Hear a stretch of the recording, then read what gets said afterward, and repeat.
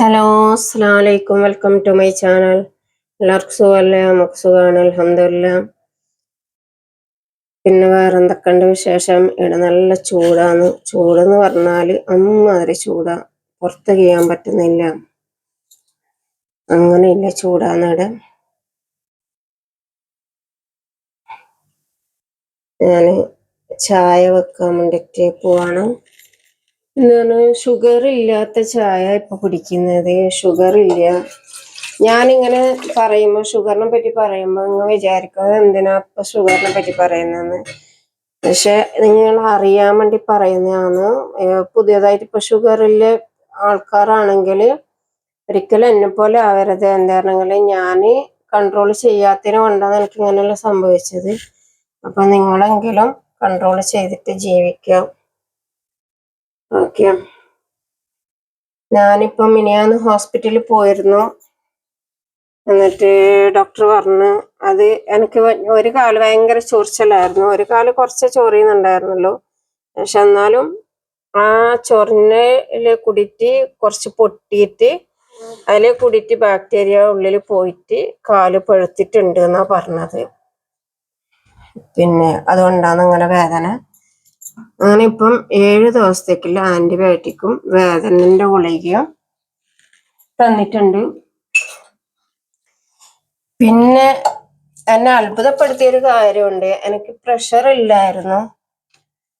പക്ഷെ മിനിയാന്ന് പോയിട്ടാവും 170 പ്രഷർ ഉണ്ട്. പക്ഷെ ഡോക്ടർ പറഞ്ഞിട്ടാവും ഞാൻ അത്ഭുതപ്പെട്ടു പോയി. ഇത് പ്രഷർ ഇല്ലാത്ത എനിക്ക് ഇത്ര കൂടുതലാണ് പ്രഷർ. 95ഉം 170ഉം 95 ഹാർട്ടിൻ്റെതും 170 പ്രഷറും. അതിനിപ്പോ ഗുളിക കഴിക്കുന്നുണ്ട്. നിങ്ങൾക്കറിയാലോ, ഷുഗർ ആയിക്കഴിഞ്ഞാല്, ഷുഗർ ഓവർ ആയിക്കഴിഞ്ഞാല് എല്ലാ അസുഖങ്ങളും ഷുഗർ വരുത്തി വെക്കും. സൈലന്റ് ആയിട്ടാണ് ഷുഗർ ചെയ്യാം.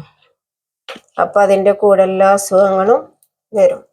അങ്ങനെ ഇപ്പം 7 ദിവസത്തേക്കുള്ള ആന്റിബയോട്ടിക് തന്നിട്ടുണ്ട്. അത് കുടിച്ചിട്ട് ഇപ്പൊ എനിക്കൊരു മാറ്റവും ഇല്ല. എനിക്ക് കാല് 5 മിനിറ്റ് താഴേക്ക് ഇങ്ങനെ വെക്കാൻ പറ്റൂല.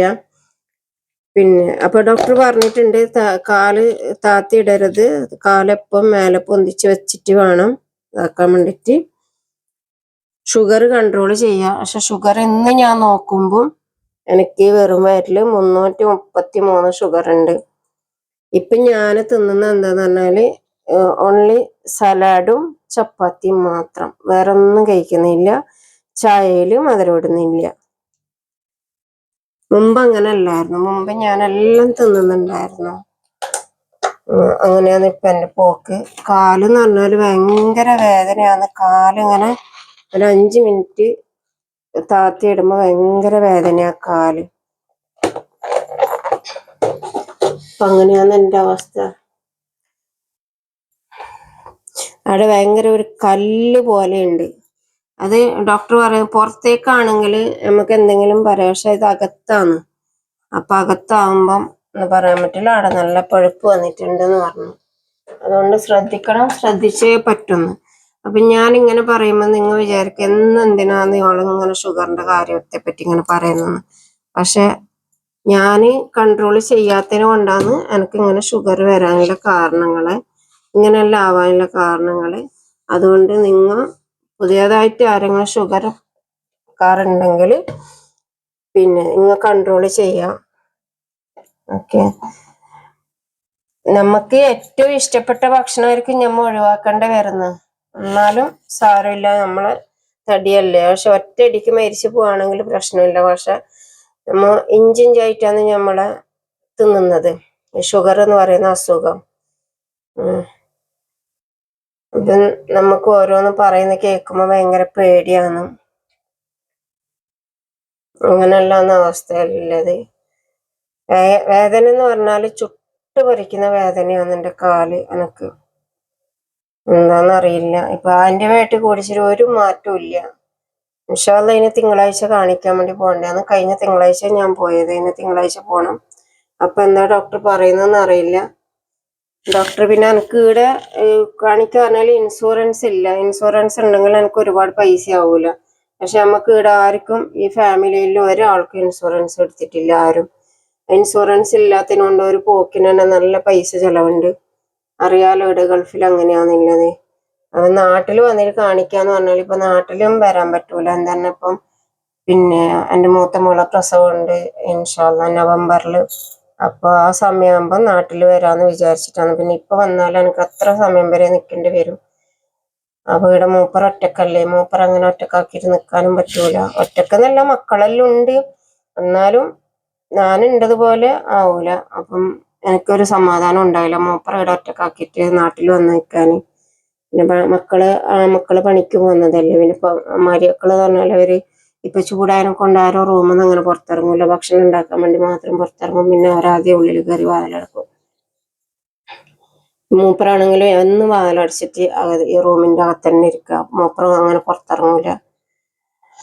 അപ്പൊ അങ്ങനെയെല്ലാം ആകുമ്പോ എനിക്ക് ഭയങ്കര ടെൻഷനാവും. അതുകൊണ്ടാണ് ഞാൻ നാട്ടിൽ പോവാത്തത് ഇപ്പം. അല്ലെങ്കിൽ ഞാൻ നാട്ടിൽ പോയിട്ട് ഞാൻ ഇതിനെന്താ വേണ്ടതെന്ന് വെച്ചാൽ ആ ചികിത്സ ഞാൻ എടുക്കട്ടായിരുന്നു. പിന്നെ ഇപ്പൊ ഏതായാലും നവംബറിൽ ഇപ്പൊ ഉമ്മാലും ഇങ്ങനെ പറയുന്നുണ്ട്, നീ അവിടെ ഇത് ഇങ്ങനെ വെച്ചിരുന്നിട്ട് എന്ത് കാര്യം, നീ നാട്ടിലേക്ക് പോവാന്ന് പറയുന്നുണ്ട്. പക്ഷെ നാട്ടിൽ പോകാൻ ഇപ്പൊ എന്തായാലും പറ്റൂല.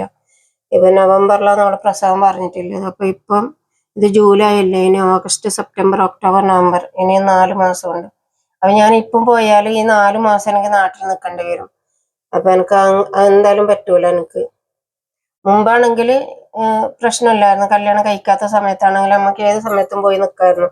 പക്ഷെ ഇപ്പൊ അങ്ങനല്ലല്ലോ, നമ്മളെ ജീവിതത്തിൽ ഒരാളും കൂടി ഉണ്ടല്ലേ. അപ്പൊ പിന്നെ ആളെ ഒറ്റക്കാക്കിയിട്ട് എങ്ങനെയാ പോവാ? അപ്പൊ അത് പോവാൻ പറ്റൂല. അപ്പൊ ഇൻഷാ അള്ളാ ഏതായാലും നവംബറിൽ പോവാന്ന് വിചാരിച്ചിരിക്കുകയാണ്. അപ്പോഴൊക്കെ എൻ്റെ ഇതെല്ലാം ഒന്ന് കുറഞ്ഞാൽ മതിയായിരുന്നു. അങ്ങനെയാണ് അവസ്ഥ. ഇപ്പൊ എത്ര ഗുളിക എന്നറിയാം ഞാൻ ഒരു ദിവസം കഴിക്കുന്നത്. അലർജിന്റെ ഗുളിക വേറെ, തൈറോയിഡിൻ്റെത്, ഗ്യാസിൻ്റെത്, പിന്നെ ഇൻസുലിൻ, ഷുഗറിന്റെ ഒരു ഗുളിക, പിന്നെ ഇപ്പൊ ഈ 3 ഗുളിക, ഒന്ന് വേദനയുടെ, ഒന്ന് ആന്റിബയോട്ടിക്, ഒന്ന് പ്രഷറിൻ്റെത്. എത്ര ഗുളിക എന്നറിയോ? ഒരുപാട് ഗുളിക ഒരു ദിവസം ഞാൻ കഴിക്കുന്നു. ഭയങ്കര ക്ഷീണം തന്നെ. ഇൻഷാ അള്ളാ അള്ളാഹ് എത്രയും പെട്ടെന്ന് ഷിഫയാക്കി തരട്ടെന്ന് പറയുന്നു. എന്നും ദുആ തന്നെ. അപ്പൊ നിങ്ങളെയും കൂടി ദുആ വേണം. ഇൻഷാ അള്ളാ അള്ളാഹ് വിധി കൂട്ടിയാല് നവംബറിൽ നാട്ടിൽ വന്നിട്ട് ശരിക്കൊന്ന് ഫുള്ള് ചെക്കപ്പ് ചെയ്യാം. സലാഡ്, ഇതാണ് സലാഡ്. തൈരില് വെള്ളക്കടല പൊങ്ങിയതും പിന്നെ കക്കിരിയും കസ് എന്ന് പറഞ്ഞിട്ടുള്ള സലാഡിന്റെ ഒരു ഇതുണ്ട്, ഇലയുണ്ട്, അത് ഇട്ടിട്ട് തിന്നുന്നത്. ഇങ്ങനെയാ തിന്നാം. അതിൽ കുറച്ച് കുരുമുളകും കുറച്ച് ഉപ്പും ഇട്ടിട്ട് മിക്സ് ആക്കിയിട്ട് തിന്നുന്നത്. ഇതാണ് നമ്മളെ ഫുഡ്. ഓക്കെ, അപ്പൊ ഇത്രക്കേ ഉള്ളൂ എൻ്റെ വിശേഷങ്ങള്. ഓക്കെ, അപ്പൊ എല്ലാവരും ശ്രദ്ധിക്കുക. ഓക്കെ, ഷുഗർ ഇല്ലേ എന്ന് പറഞ്ഞിട്ട് ഇങ്ങനെ അതിനിളക്കരുത്. ഷുഗറിന് അതിന് വേണ്ട മാതിരി നിൽക്കണം, ഡേറ്റിങ്ങിൽ നിൽക്കണം. ഓക്കെ, അപ്പൊ ഇത്രക്കേ ഉള്ളൂ എൻ്റെ വിശേഷങ്ങള്. അടുത്ത വീഡിയോ ആയിട്ട് അടുത്തതിൽ വരാം ഇൻഷാ അള്ളാ. എല്ലാവരും സബ്സ്ക്രൈബ് ചെയ്യാം, ബെല്ലൈക്കൻ അമർത്താം, സപ്പോർട്ട് ചെയ്യാം. ഓക്കെ, അസ്സലാമു അലൈക്കും.